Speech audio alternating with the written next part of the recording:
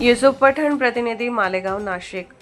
हाय altitude बलूनचे Bhate किनारी launching, हवामानाच्या दृष्टीने फोटोग्राफी, विद्यार्थी-विद्यार्थिनींमधून नवीन शास्त्रज्ञ निर्माण होतील, संशोधनात्मक काम करतील, मुख्य कार्यकारी अधिकारी वैदेही रानडे।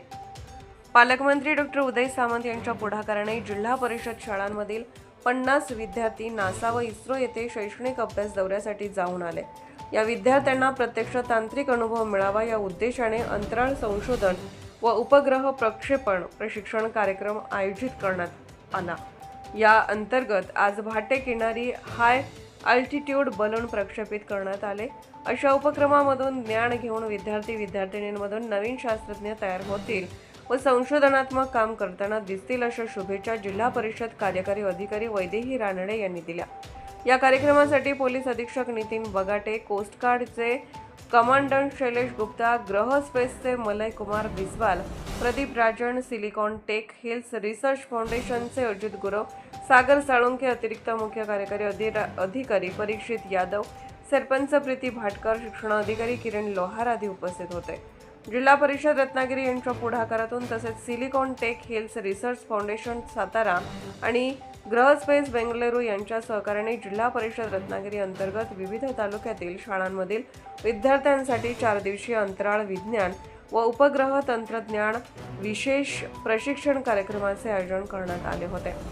ग्रामीण भागातील विद्यार्थ्यांसाठी अशा स्वरूपाचा हा महाराष्ट्रातील पहिला उपक्रम असून तो राज्यासाठी अत्यंत प्रेरणादायी ठरणार आहे। हाय अल्टिट्यूड बलून लॉन्च सारख्या अत्याधुनिक वैज्ञानिक उपक्रमाचा समावेश करून विद्यार्थ्यांना प्रत्यक्ष प्रक्षेपण, ट्रॅकिंग व डाटा विश्लेषणाचा अनुभव देण्यात येत आहे। 15 किलोमीटर उंचीवर हा बलून जाऊन 2 ते 2.5 तासांच्या कालावधीत हवामानाच्या दृष्टीने छायाचित्र घेणार आहे। त्याचा डाटा मेंटेन होणार असून पुढच्या अभ्यासासाठी उपयोग होऊ शकतो।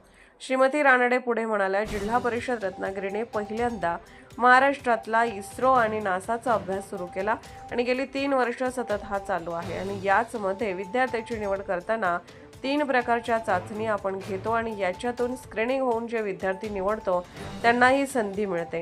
इस्रो आणि नासाला जाऊन आल्यावर पुढे काय, या एका विचारसरणीतून हा आजचा कार्यक्रम आहे।